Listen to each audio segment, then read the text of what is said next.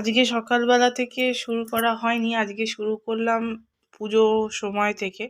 তো কালকে ছিল আমাদের বেঙ্গলের সংক্রান্তি, বা সব জায়গাতেই কালকে সংক্রান্তি ছিল, বাট আজকে পোঙ্গল বলে একটা কিছু হয়, সেটা আমি ঠিক বলতে পারবো না সবার মধ্যে কিভাবে পরিচিত। বাট আমাদের আমি যেখানে এখন আছি বোম্বে, এখানে না বেশ অনেক পোঙ্গলটাকে বেশ অন্যরকমভাবে উদযাপন করে। এরা ক্ষীর রান্না করে, তারপর আখের একটা গাছের মতন, এরকম আখটা তলা উপরে গাছটা দিয়ে একটা কিছু ওরা ঠাকুর টাইপের বানায়, ওটাকে মাটিতে পুঁতে। এছাড়া আরও অনেক কিছু করে। তো এক্স্যাক্টলি এছাড়া ওরা নারকোলের গাছ, মানে নারকোলটার মাথা থেকে গাছ বেরিয়ে গেছে, এরম একটা জিনিসকে দিয়ে ওরা পুজো টুজো করে একটা ঘটের ওপর রেখে, সেটাকে এরা পোঙ্গল টাইপের কিছু একটা বলে। আমি পুজোটা কোনোদিন দেখিনি কোনো জায়গায় গিয়ে, বাট আমি শুনেছি, বা মানে আমার বন্ধু বান্ধবদের বাড়িতে হয়। যাই হোক, এই সংক্রান্তিটা অনেকে অনেক রকমভাবে পালন করা হয়। কেরালায় একরকম, আসামে একরকম, বেঙ্গলে একরকম, মহারাষ্ট্রে একরকম। 3 দিন সংক্রান্তি থাকবে, মা যা বললো।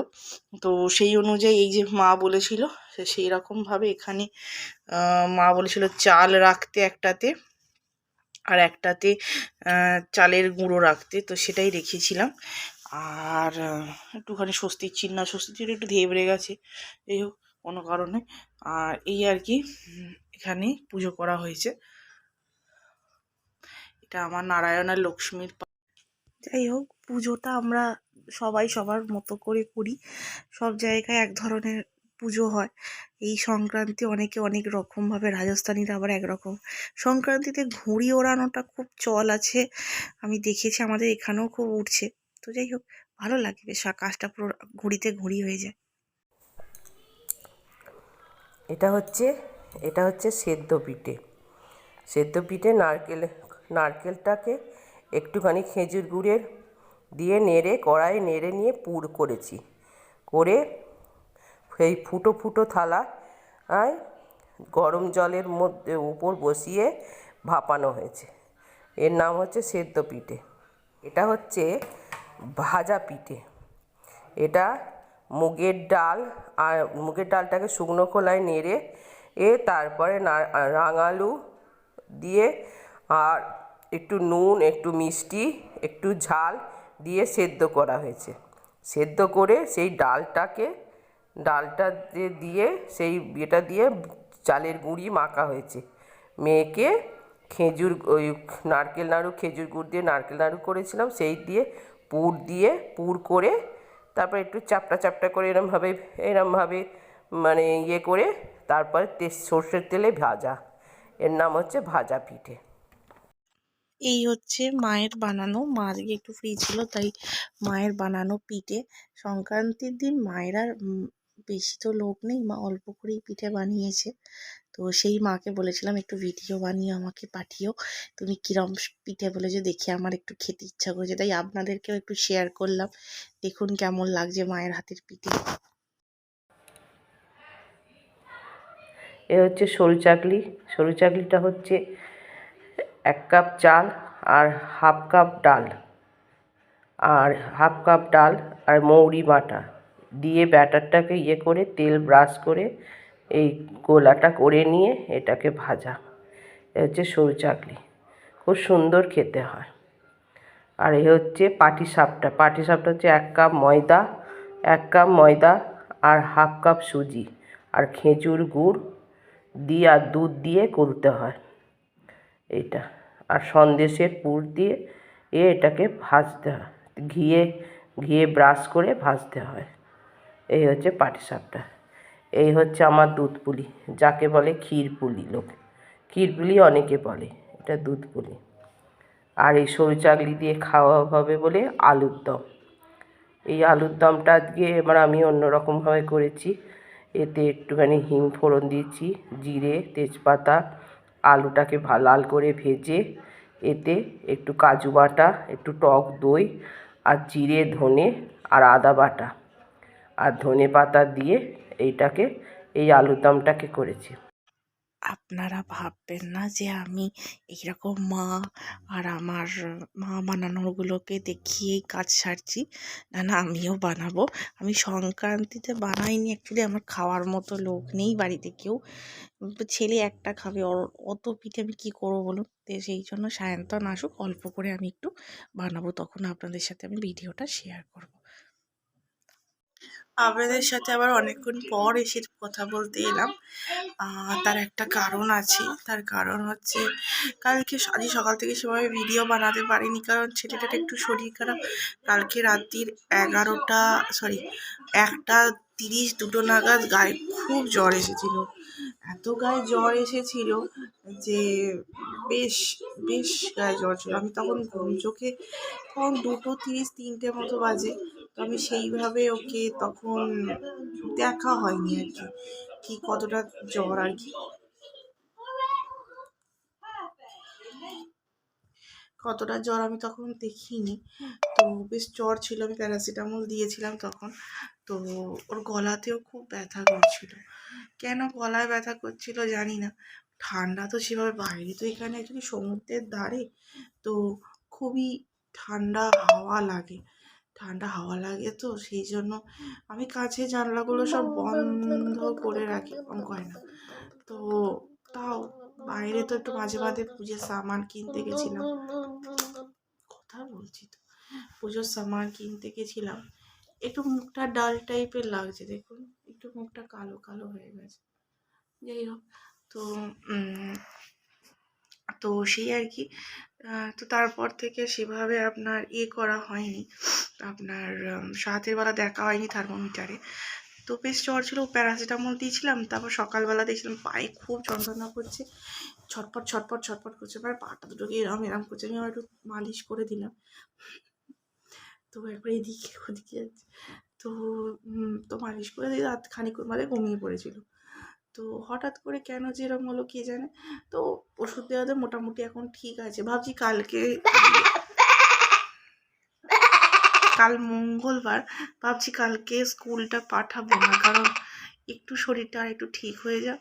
আবার যদি স্কুলে এসে জ্বর এসে যায়, থামবি? তো কালকে স্কুলে জ্বর এসে গেলে আবার আরও চাপ, যে স্কুলে জ্বর এসে গেলে স্কুলে আমাকে দৌড়ে যেতে হবে নিয়ে আসার জন্য ওকে। তো সেই আর কি চেষ্টা, কালকে দিনটা থাক বাড়িতে, আবার বুধবার থেকে স্কুল পাঠাবো।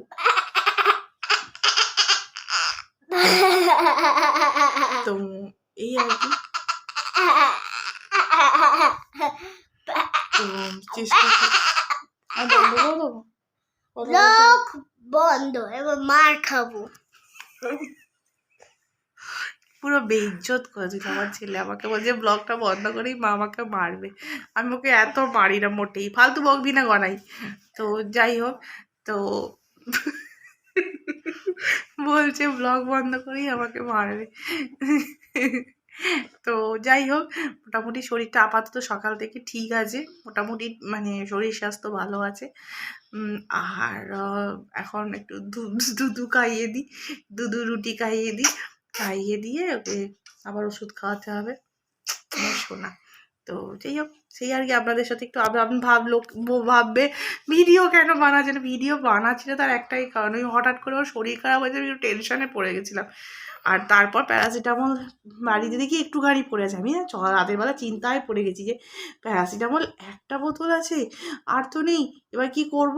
তখন রাতের বেলা, তাও আবার তবে না যতটুকু নিয়েছে তো ওর কাজ চলে গেছে রাতের বেলা। তো সকালবেলা আমি ওয়েলনেস ক্লিনিকে অর্ডার দিয়ে দিয়েছিলাম, ওরা ডেলিভারি দিয়ে গেছে সকালবেলা। তো ডেলিভারি দিয়ে যে একটা প্যারাসিটামলের বোতল আমি অর্ডার করেছিলাম, আর যদি কিছু লাগে আমি অর্ডার করে নেবো। ইনফ্যাক্ট আমার নিজেরও গা হাত পায়ে খুব ব্যথা ব্যথা করছিল, আমি একটা প্যারাসিটামল খেয়েছি, কারণ আমারও খুব গা হাতে, কারণ কালকে না সন্ধ্যের দিকে যখন আমি বাইরে গেছিলাম খুব হাওয়া দিচ্ছিল, এত হাওয়া দিচ্ছিল, আর আমরা দুজনেই কোনো জ্যাকেট ছাড়া দুটো পাতলা পাতলা টি শার্ট পরে বাইরে চলে গেছি, সেটাই মনে হচ্ছে কাল হয়েছে জানেন। তো যাই হোক, কী আর করবো, করে ফেলেছি যখন তার কিছু করার নেই। খুব দুষ্টু। তো সেই জন্য দাঁড়া না, পেপাপিক চালালে বুঝতেই তো পারছিস মা যে এখানে কপিরাইট এসে যাবে। তো সেই আজকে আপনাদেরকে একটু আপডেট দিলাম, আর আমার ব্লগ আপনাদের সাথে share. Bye bye bye everyone, একটু ব্লগ আছে। তো তুমি কথা বলতে দেবে না আমাকে, তাই তো?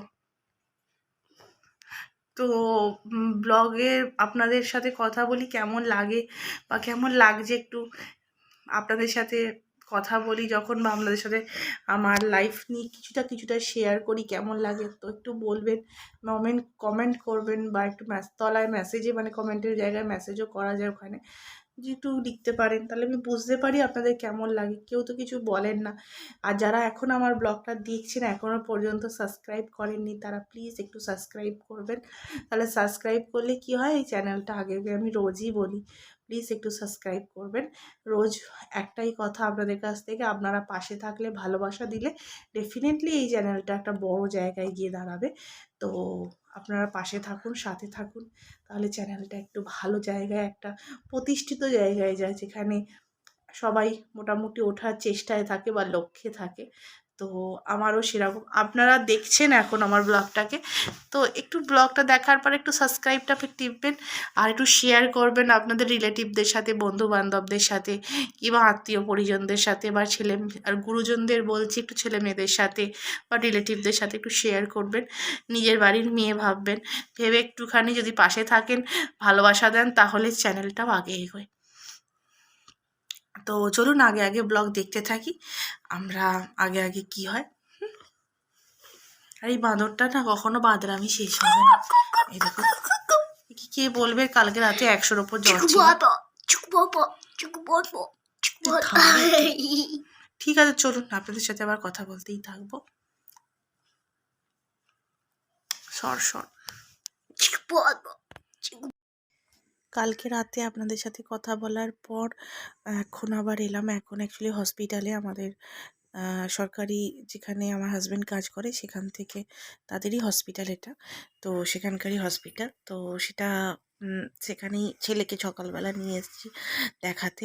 রাতের বেলা এতটা বাড়াবাড়ি হয়েছে যে ইচিং বা র্যাশ প্রচণ্ডভাবে স্প্রেড করে গেছে।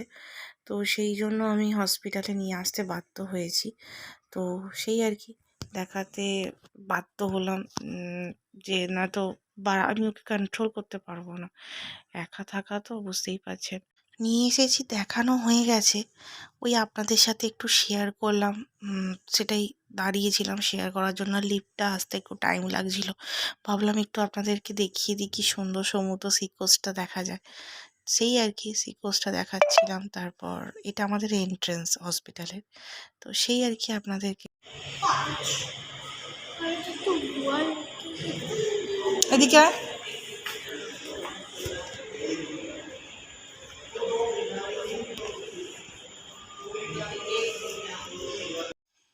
প্রায় আপনাদের সামনে অনেকক্ষণ পর আবার এলাম, প্রায় অনেক দিন পর, অ্যাকচুয়ালি অনেকক্ষণ বলা ভুল হবে, অনেক দিন পর। কারণ আজকে আবার একদিন আমি পুরো ভিডিও প্রায় কিছুই করিনি ভিডিও, কারণ আমি আমার ছেলেকে নিয়ে এতটাই ব্যস্ত ছিলাম। সোমবার দিন ভিডিও খুব কম করেছি, অল্প একটু ভিডিও করেছিলাম, তখন এতটা বাড়াবাড়ি হয়নি। প্রথমে একটু জ্বর এলো, মানে একটু জ্বর শুরু হলো। তো জ্বর শুরু হওয়াতে আমি ভাবলাম আচ্ছা জ্বর হয়েছে, ঠিক হয়ে যাবে, প্যারাসিটামল দিয়ে ঠিক হয়ে যাবে। ও বাচ্চাদের মোটামুটি সবই, ওর ওষুধ আমি বাড়িতে কিনে রেখে দিই, মানে মোটামুটি যা হয়, মানে ওর জ্বর বলুন, একটু হালকা কাশি, সর্দি, এই টুকটাক ওষুধ বাড়িতে থাকেই। তো সেরকমই আমি ভেবেছিলাম ওর মনে হয় একটু জ্বর টর হয়েছে, তো সেই জ্বরের ওষুধ আমি দিয়েছি। তো জ্বরের ওষুধ দেওয়াতে জ্বরটা প্রায় আস্তে আস্তে একটু কম হচ্ছে, আবার রাতের দিকে আসছে।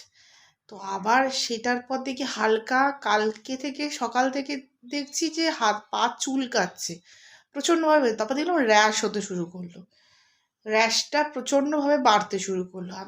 আমি আর বাড়িতে ফেলে রেখেও অত চুলকাচ্ছে না, কালকে রাতে তো প্রচণ্ড বাড়াবাড়ি, সে যেমন চুলকাচ্ছে সেরকম, ওয়াট কন্ট্রোল করতে পারছি না নিজেকে। তো ডাক্তার তো অনেক কিছু বললো, আর সব কিছু তো সবসময় শেয়ার করা যায় না। তো সব কিছুর মধ্যে মোটামুটি যেটা আমার যা অনেক কিছু অ্যাকচুয়ালি এখানকার জুনিয়র ডাক্তার থাকে, তো সিনিয়র ডাক্তার খুব কমই থাকে, সে নিজের কাজেই ব্যস্ত থাকে, তো জুনিয়র ডাক্তাররাই দেখে। যেটা আমাদের হসপিটালের সমস্যা, জুনিয়র ডাক্তার একটা কিছু ভাবছে, সেটা আবার সিনিয়র ডাক্তারকে জিজ্ঞেস করছে যে এটা বলুন তো মেটেটা কি না। আবার সে বলছে না এটা এরকম মনে হচ্ছে না নয়। আবার আমি এই জন্যই বিরক্ত হয়ে গিয়েই আমি বাইরে অনলাইন যে ফোনে ডাক্তার দেখাই, আমি অনলাইন বিরক্ত হয়ে গিয়েই ডাক্তার দেখাই।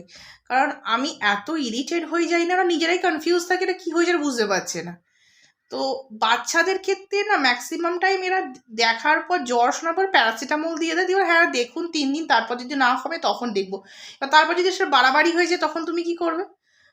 এটা বোঝাতে পারি না আমি। মানে আমার না খুব মাঝে মাঝে বিরক্ত লাগে এইগুলোই। তো টাইপের মনে হয় কিছু একটা হয়েছে। কারণ ওর আগে যখন হয়েছিল তখন একজন ডাক্তার ছিল, উনিও পাশেই বসেছিল। আমি ওনাকে বলে আপনি তো আগে ছিলেন, আপনাকে তো তখন অ্যাকচুয়ালি দেখছে এ, আর ওর কথায় বেশি নাক গলাতে চাইলো না। আমি আর কিছু বললাম না। কি বলবো বলুন তো, সবসময় কি সিন ক্রিয়েট করা যায়? তো আমি আমার হাজবেন্ড বারবার বলেছি যাও যাও বলে আমি তাই গিয়েছি, নয়তো আমি সিরিয়াসলি অনলাইনে ডাক্তার দেখাতাম। আমি বিরক্ত হয়ে যাই, আমি চাই না ছেলের কোনো সমস্যা খুব বেশি বাড়াবাড়ি হলে যেটাকে হসপিটালাইজ করতে হবে, যে বা কেটে গেছে রক্ত বেরোচ্ছে তখন আমি ছাড়া না, ছেলের কোনো কিছু ম্যাক্সিমাম জিনিসই আমি এই অনলাইনে দেখাই 1mg-তে। আর একটা দেখাই হচ্ছে এতে কি বলে আমাদের বেঙ্গলে আমি আমার বাড়ি যেখানে, সেখান থেকে একটুখানি গেলে একটা ডাক্তার আছে, তাকে দেখাই, তাকেই আমি কনসাল্ট করি, এখান থেকে বসি তার সাথে কনসাল্ট করি। আমার খুব বিরক্ত লেগে না হলেন মানে এদের এটা কি হয়েছে, সিনিয়রের কাছে যাবো একবার, ওই সিনিয়রের কাছে যাবো একবার, এই সিনিয়রের কাছে যাবো একবার, আমি এত বিরক্ত লাগে না আমার। তো নিজে যখন তুমি বুঝতে পারছো না তুমি কেন ডাক্তার তুমি দেখছো, তুমি তাহলে সিনিয়রের পাশে দাঁড়িয়ে থাকো, তুমি আগে শেখো তারপর তুমি প্রেসক্রিপশন তারপর তুমি লেখো। অসহ্যকর বিরক্ত লাগে আমার। যাই হোক, অনেক কিছু আপনাদের সামনে রেগে গিয়ে আমি বলে ফেললাম, কিছু মনে করবেন না, সরি। তো সেই আর কি, ওই আমার যা মনে হলো বা আমি আমার মাকেও দেখালাম, মা বললো ওটা হামই হয়েছে, হালকা খুব হালকা হবে হাম যেটা হয়েছে। মা বলতো ভেজ ফেজ খা, আর স্কুলে যায় তো কারুর একটা থেকে ধরিয়ে না, যার আমার ছেলে না বড্ড বেশি সব বন্ধু মানে সে তাকে জড়িয়ে ধরা এইগুলো বড্ড ওর আছে। তো সেই আর কি, সেই কিছু তো ভাবে তো এসছে বাড়িতে। তো যাই হোক, মা মনসার দয়া সব ঠিকঠাক হয়ে যায়। আমি ওকে ওই যা বললো মা সেগুলোই ফলো করব মোটামুটি। ওই নিরামিষ খাওয়া, আর একটু গায়ে হাতে কম মানে গরম জলে হালকা করে, ডাক্তারও তাই বলে গরম জলে সেঁক করতে। ডাক্তার তো আবার একটা যেটা বিশেষ করে বিরক্তকর কথা, আপনি ওকে ছোবেন না, এটা কীরকম একটা কথা আপনি বলুন? ওকে যদি আমি না ছুঁই বা ওকে যদি আমি না দেখি তো কে দেখবে এখানে? তুমি এরম কথা বলো কি করে? আপনার হয়ে যেতে পারে, আচ্ছা আমার হয়ে যাবে বলে আমি আমার সন্তানকে দেখবো না? এটা কখনো সম্ভব? এটা কোনো জায়গায় পসিবল? আপনি বলুন। যে তোমার হয়েছে মানে তুমি ওর হয়েছে তোমার বাচ্চা হয়েছে তুমি ওকে ছুঁয়ো না, কি অদ্ভুত কথা। তারপর আবার একটা কথা যে আপনি যা আছে সমস্ত কিছু গরম জলে কাচুন। মানে ভাবুন, ওই যত চাদর কম্বল তারপর যত কিছু আছে সমস্ত কিছু কাচা পসিবল? মানে ওই অত কিছু কাচলে আমি ওগুলো আজকে ধর আমি কাচতে দিয়ে দিলাম ওয়াশিং মেশিনে, সব কিছু গরম জলে ওয়াশিং মেশিনে আমি চালিয়ে দিলাম, কিন্তু ওকে আমি তারপর দেবো কি? যেটা ইউজ করবেন সেটাও আবার গরম জলে কেচে ওকে ইউজ করবেন। আরে এবার যা এতদিন ধরে আমি কেচি সব কিছু গরম জলে ওয়াশ করা এখন সম্ভব নাকি? অদ্ভুত কথাবার্তা, মানে না। কুল কুল কুল আমি সত্যি খুব বিরক্ত হয়ে গেছি আজকে। মানে আমার ছেলেকে ছুঁতে বারণ করছে, ভাবুন খালি আপনি। কি বলবো এদেরকে। তো তাও হাজব্যান্ড নেই, একটু তো বোঝা উচিত যে এনার হাজব্যান্ড নেই, এনাকে আমি এত বেশি ইরিটেট করবো না। এদের না সত্যি আজকালকার মানুষের মধ্যে না মানবিকতাটাই কমে গেছে, এতটা মানবিকতা কমে গেছে বলার নেই। যাই হোক, তো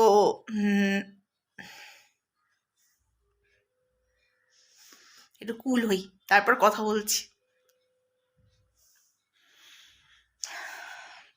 তো আপাতত ওই মাকে বলাতে মা বলে এইগুলো ফলো কর, এইগুলো কর, একটুখানি নিরামিষ খা, ওকে হালকা করে যা কিছুই তো ওষুধ বলতে কিছু দেয়নি, একটা সিট্রিজেন দিয়েছে আর একটা হালকা অয়েন্টমেন্ট দিয়েছে, ব্যাস আর কিছু দেয়নি।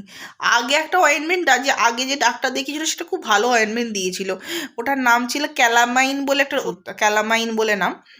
তো ওই বেশ ল্যাক্টোক্যালামাইন যেমন রকম লিকুইড টাইপের একটু চন্দন চন্দন দেখতে হয়, ওই রকমই টাইপের, বাট ওটা ওষুধ ল্যাক্টোক্যালামাইনের মতন দেখতে, বাট ওটার নাম ক্যালামাইন। তো খুব ভালো ওষুধ। তো ওইটাই ওকে লাগানো হচ্ছে এখন মোটামুটি। আমি লাগিয়েছিলাম কালকে, লাগানোতে অনেকটা মিলিয়েও গেছিলো। আবার এখন এটা যেটা দিয়েছে সেটা ইউজ করে দেখি।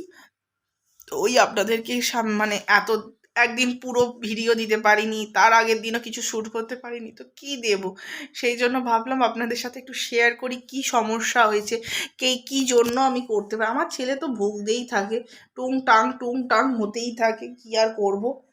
তো এনজি আমার জন্য বেস্ট। আমি ডাক্তার কনসাল্ট করি, ওখানে ডাক্তারকে দেখাই। আমি একবার অনেক দিন আগে একবার হসপিটালে যখন গেছিলাম তখন বাবুর খুব কাশি হয়েছিল। তখন যে খুব সিনিয়র ডাক্তার বসেছিল, তো আমাকে এসে বলছে আপনি কেন 1 OMG-তে দেখাচ্ছেন। তো আমি ডাক্তার দিকে তাকিয়ে, এটা কিন্তু আপনার কাছ থেকে এক্সপেক্টেড নয়, আমি একটা শিক্ষিত মেয়ে হয়ে এরকম কি করে করেন। আমি ডাক্তারকে বললাম দেখুন ডাক্তারবাবু, প্রথমত জুনিয়ররা থাকে আপনাদের, তারা রোগটাকে ডিটেক্ট করতে পারে না যে কি হয়েছে, ঠিক আছে। আর হওয়ার পর আগে তো প্রথমত ডিটেক্ট করতে পারছে না, তারপর দ্বিতীয়ত হচ্ছে নানা রকম বাচ্চাদের ক্ষেত্রে এই সমস্যাটা ক্রিয়েট হয়। আর সে বলছে করোনাকালে পসিবল ছিল, করোনাকালে আপনি দেখাতেন, ঠিক আছে মানছি, কিন্তু এখন কেন আপনি এরকম ফেসিলিটি পাওয়া সত্ত্বেও কেন আসছেন না। কিন্তু আমি বিরক্ত হবো, এটাই বোঝা যায় আপনাদের প্রথমত এত বেশি ঘোরায়, যেটা আমি খুব বিরক্ত লাগে আমার, যে নিজেরা কিছু বুঝতে পারছেন, একবার এখানে যান একবার ওখানে যান, আমি খুব বিরক্ত হয়ে যাই। সেই জন্য আমি 1 MG-তেই দেখি, 1 MG বেস্ট, আমার জন্য বেস্ট। আমি 1 MG-তে সত্যি আমার ছেলেকে 2-3 বার 1 MG সুস্থ করেছি। আমি বলবো না যে আমাদের হসপিটাল খারাপ, আমার হসপিটাল আমার ছেলেকেও অনেকবার সুস্থ, আমার ছেলে খুব বিশাল বড় একটা সমস্যা হয়েছিল, তখন আমার অশ্বিনী মানে আমাদের যে হসপিটাল অশ্বিনী সেই ঠিক করেছিল। কেন আমি মিথ্যে কথা বলবো, আমারও অনেক সমস্যা ছিল, সেগুলো অশ্বিনী সব ঠিক করে, মানে আমাদের হসপিটালে ঠিক করেছে, কেন মিথ্যে কথা বলবো। তো তো মানছি অনেক কিছুই করেছে, কিন্তু কিছু কিছু জিনিস ফল্টও আছে, সেগুলো খুব ইরিটেট লাগে তখন সে যখন একা থাকে। একটা বাচ্চাকে নিয়ে বারবার, ওই অসুস্থ বাচ্চাকে নিয়ে আমার দৌড়নো যাওয়া বা কোনো জায়গায় গিয়ে কথা বলাটা আমার কাছে কোনো মানে খুব বিরক্ত লাগে সেরকম নয়, কিন্তু আমি সব জায়গায় গিয়ে কথা বলতেও প্রস্তুত, বা আমি সব জায়গায় গিয়ে কাজ করতে প্রস্তুত, কিন্তু একটা ছোট বাচ্চা যখন অসুস্থ তাকে নিয়ে বারবার ঘোরাটা, তাও আমি একা, তো সেটা মনে হয় না ঠিক। যাই হোক, আমি আপনাদের সাথে অনেক কিছু শেয়ার করলাম।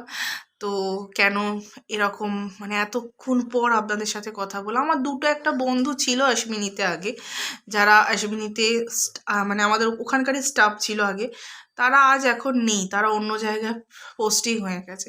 থাকলে মেবি হয়তো একটু সুবিধে হতো, তারা হয়তো হেল্প করতে পারতো। তো ঠিক আছে, নো প্রবলেম। একাই জীবনে তো একাই চলতে হবে, জীবনটা তো একাই, বলুন কে আর পাশে থাকবে। কিছু কিছু সময় তো একাই হাঁটতে হয়, তো নো প্রবলেম, আমি হেঁটে নেব।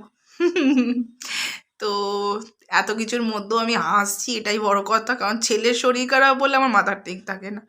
ওকে এখন ওষুধ খাইয়ে ঘরের মধ্যে একটু কার্টুন হাতে চালিয়ে দিয়েছি, দিয়ে চুপ করে গায়ে চাপা দিয়ে এখন ঘুমোচ্ছে। মা বললো 3 দিন দেখ, তারপর আমি এখানে পুজো দিয়ে দেবো। আমি বললাম ঠিক আছে।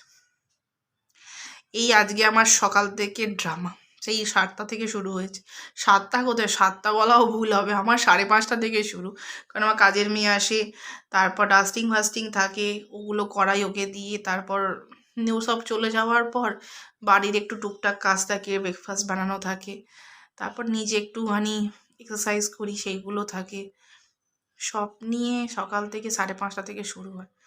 তারপরে এই আবার তার উপর আবার আমাদের ওখান থেকে বেরোনোর পর ট্যাক্সিওয়ালা তো মনে হয় যেন সে রাজা, মনে হয় মহারাজা, তাকে না মানে নমস্কার করতে হয়, তাকে মনে হয় এবার একটু পুজো দিতে হবে, প্লিজ একটু নিয়ে যান আমাকে, প্লিজ একটু নিয়ে যান, তারপর সে হয়তো একটুখানি করুণা হবে, কিন্তু পয়সাটা কিন্তু আপনার কাছ থেকে বেশিই নিচ্ছে, সেটা কিন্তু নো ডাউট। আপনার কাছ থেকে পয়সার কিন্তু কিচ্ছু কম নিচ্ছে না। ওখানে যদি আমি মিটার চালাতে বলি, মিটারে হয়তো খুব বেশি হলে 30 টাকা থেকে 40 টাকা উঠবে। ও কিন্তু সেটা নিল না, 80 টাকা নিয়েছে আমি জানি, কিন্তু তাও অত নকশা। মানে मैडम मैं नहीं जा सकती। मतलब क्यों भाई, तुम क्यों नहीं जा सकते? प्लीज़ चलो, ये बच्चे का तबीयत सच में बहुत ख़राब था, मैं सच में बहुत मतलब दिमाग ख़राब है, ऐसे मत करो, चलो। তো তখন ও গেল। মানে ভগবানকে দর্শন পাওয়ার এই ট্যাক্সিওয়ালার সামনে নিয়ে আসা ওখান থেকে, হসপিটালের সামনে থেকে, বিশাল বড় একটা ব্যাপার। ওলা উবের থাকে, কিন্তু ওলা উবের আবার আর এক নাটক। উফ বাবা, কত ঝঞ্ঝাট লাইফ নয় তো। এই একা থাকার বাঁশ বিশাল বিশাল, একা থাকা না সত্যি একটা বাঁশ। মানে মানে বলা উচিত নয়, বাঁশ বলাটা খুব খারাপ শোনায়, মানে সত্যি খুব বাঁশ একা থাকাটা। সেই গেছিলাম কাজকর্ম সব করে, তারপর আবার একটা ওষুধ পাইনি, সেটা আবার আনতে গিয়ে আগে ওষুধ কিনলাম। লোকটা খুব ভালো বলতে হবে, তাও 80 টাকায় আমাকে ছেড়ে দিচ্ছে, কারণ আমি ওয়েলনেস ক্লিনিকেও সামনে ওকে অনেকক্ষণ দাঁড় করিয়ে রেখেছিলাম। উফ বাবা, কত কি আপনাদের সঙ্গে আজকে শেয়ার করলাম, সব আজকাল আর একটা বিশাল বড় ঝুট ঝামেলা হলো। যাই হোক, চলুন, মানে মানে আপনারা দেখতে পাবেন, আমি গেছিলাম হসপিটালে, কিছু কিছু ভিডিও আগে হয়তো আপনাদের দেবো, দেখতে পাবেন। সেখানে দেগাল দিকে না সি কোস্টটা পুরো দেখা যায়, খুব সুন্দর। দেখলেন, আশা করি পরের দিকে আপনারা দেখতে পাবেন, ভালো লাগবে দেখবেন, খুব সুন্দর, খুবই সুন্দর। হসপিটাল তো বিশাল বড়, বিশাল বড়। যাই হোক, চলুন তাহলে, খানিকক্ষণ পরে আপনাদের সাথে আবার কথা বলছি, দেখি গনুর এখন কি অবস্থা। যাই, বাই।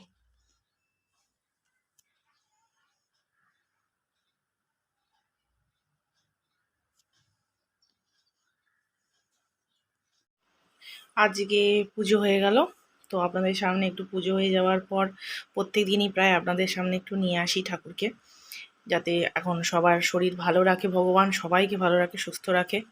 যাই হোক, দেখুন, সকালবেলা ছেলেকে নিয়ে খুব ব্যস্ত ছিলাম, তো এখন একটু মনটা ভালো হয়েছে, আস্তে দিকে সুস্থর দিকে যাচ্ছে ছেলেটা আমার। তো ওটা একটু ঠিকঠাক করে পুজো টুজো করা হয়ে গেল, সন্ধ্যায় আরতি করা হয়ে গেল, আপনাদের সামনে একটু নিয়ে এলাম। চলো, অনেক দিনই প্রায় হয়ে গেল, এবার আস্তে আস্তে এবার সায়ন্তনেরও ফেরত আসার সময় এগিয়ে আসছে।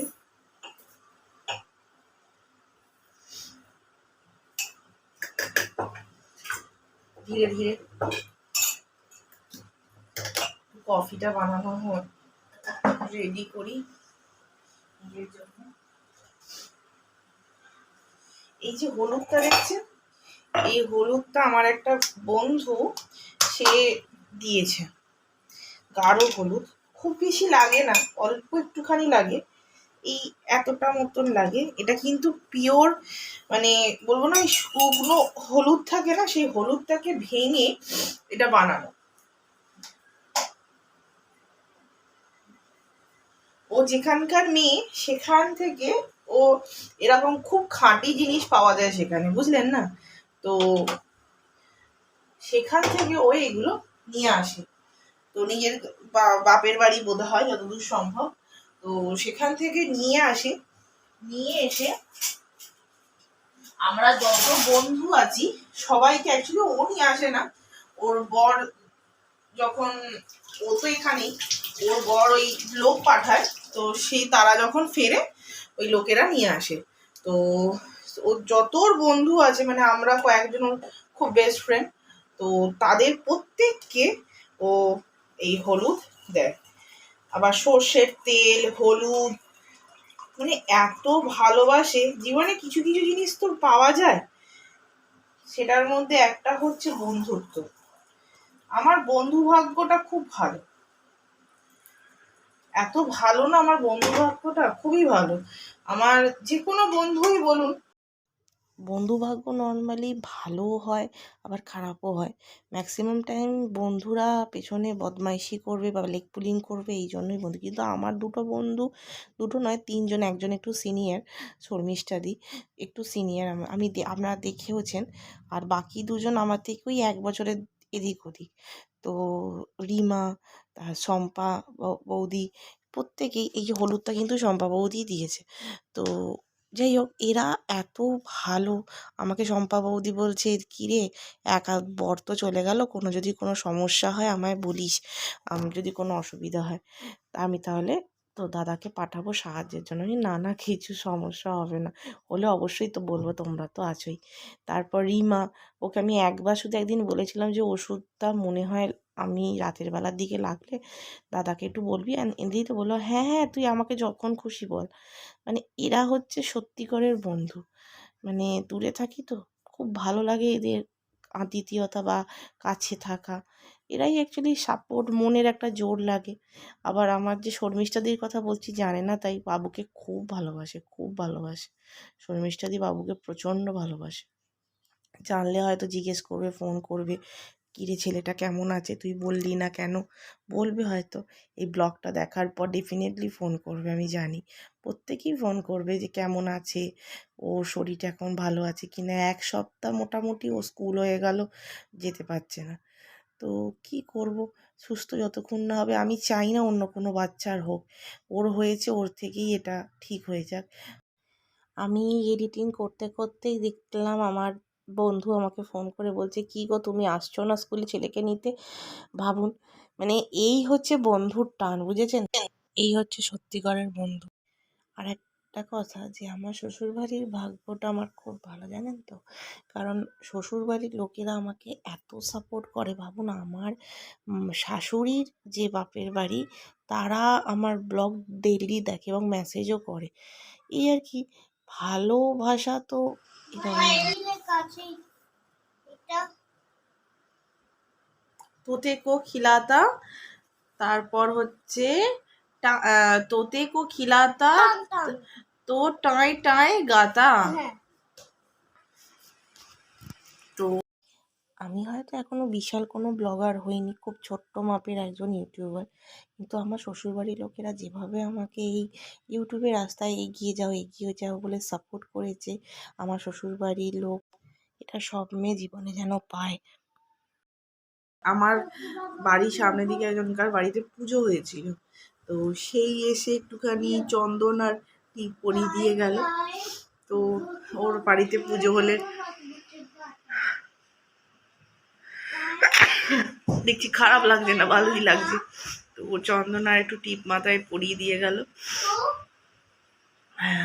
তো এই আর কি, আপনারা ছেলেটা একটু ভালো আছে, ও পড়াশোনা করছে। এই যে মা মা মা বলছি দেখ, সবাইকে দেখা, তো শরীরটা খারাপ ছিল, এখন একটু আগের থেকে ভালো হয়েছে, বাট এখনো র্যাশগুলো কমেনি, সেগুলো এখনো আছে র্যাশগুলো। হয়েছে। হ্যাঁ, সবাইকে দেখিয়ে দেখাচ্ছি। আহাগো, ব্যথা হয়েছে, আর চুলকিও না, চুলকাচ্ছে, ইচিং হচ্ছে। আর করো না, ইচিং সবসময় করে না, ইচিং করতে বারণ করেছে না ডাক্তার আন্টি। তো যাই হোক, তো ওকে একটু পড়াই, আপনাদের সাথে খানিকক্ষণ গল্প করলামই। আর আর কি বলবো বলুন। তো আপনারা যদি আমার ব্লগটা ভালো লেগে থাকে তাহলে একটু সাবস্ক্রাইব করবেন। যদি যারা এখন দেখছেন আমার ব্লগটা, তাদেরকে একটাই রিকোয়েস্ট, একটু সাবস্ক্রাইব করবেন, বেল আইকনটা দাবিয়ে দেবেন আর অল করে রাখবেন। তাহলে কি হবে, আমার যখনই ব্লগ আসবে তখনই নোটিফিকেশান আপনাদের ফোনে চলে যাবে।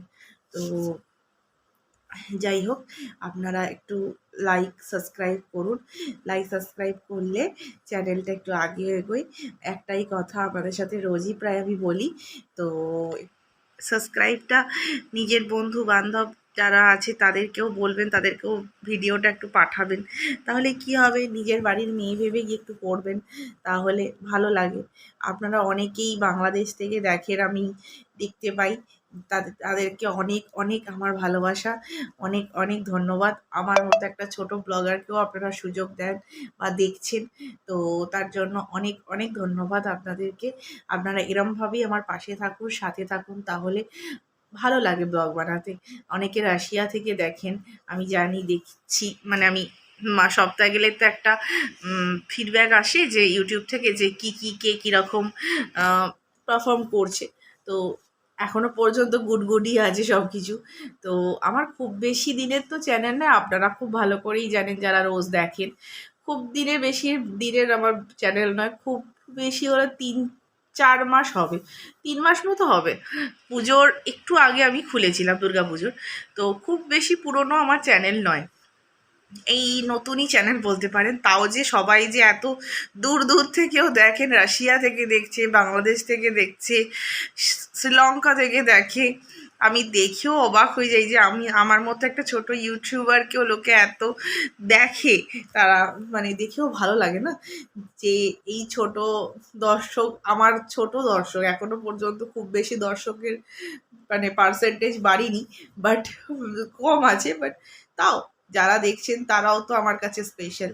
তো সে হেটার্সই বলুন আর আমাকে যারা ভালোবাসে তাদের কথাই বলুন, তো সবাই আমার কাছে স্পেশাল। কারণ হেটার্সরাও তো একজন ভিউয়ার্স, তারাও তো দেখছে, তাই জন্যই তো আমার ভিউজটা একটা হলেও বাড়ছে। তো থ্যাংক ইউ ফর হেটার্স। আপনাদের কেউ তো দেখছে, হেটার্সদেরও, তার জন্য তাদেরকেও অনেক অনেক থ্যাংক ইউ। তো সবাই ভালো থাকুন, সুস্থ থাকুন, সবাইকে নিয়ে একসাথে থাকুন। আর আমার ব্লগটাকে আপনারা একটু প্লিজ নিজের বন্ধু বান্ধব, নিজের আত্মীয় পরিজনদের সাথে একটু শেয়ার করুন, তাহলে একটু সাবস্ক্রাইবারটা বাড়ে। আর একটু একটু করে বাড়ছে, বাট তবুও আপনাদের ভালোবাসা পেলে তাড়াতাড়ি বাড়বে, তাহলে চ্যানেলটা আপনাদের আগে এগোবে, তাহলে আপনাদের সাথে আমার রোজ দেখা হবে। তো ছেলেটা একটু সুস্থ, তো মুখটা একটু লালচে হয়ে আছে, গায়ে হালকা হালকা জ্বর আছে, তাও ঠিক আছে, ঠিক হয়ে যাবে আস্তে তো আস্তে। তুমি দেখবে, ঠিক একটা লাইক আর সাবস্ক্রাইব করবে, একটা লাইক আর সাবস্ক্রাইব করবে। সাবস্ক্রাইব করবে। চলুন তাকে ওকে একটু পড়িয়ে নিই। আজকের মতো ব্লগ এখানেই শেষ করলাম, নতুন একটা ব্লগ নিয়ে খুব শিগগিরই চলে আসবো। ভালো লাগলে লাইক, সাবস্ক্রাইব অ্যান্ড শেয়ার। সবাই একসাথে থাকবেন, ভালো থাকবেন এবং সুস্থ থাকবেন, সবাইকে নিয়ে একসাথে বাঁচবেন। নমস্কার।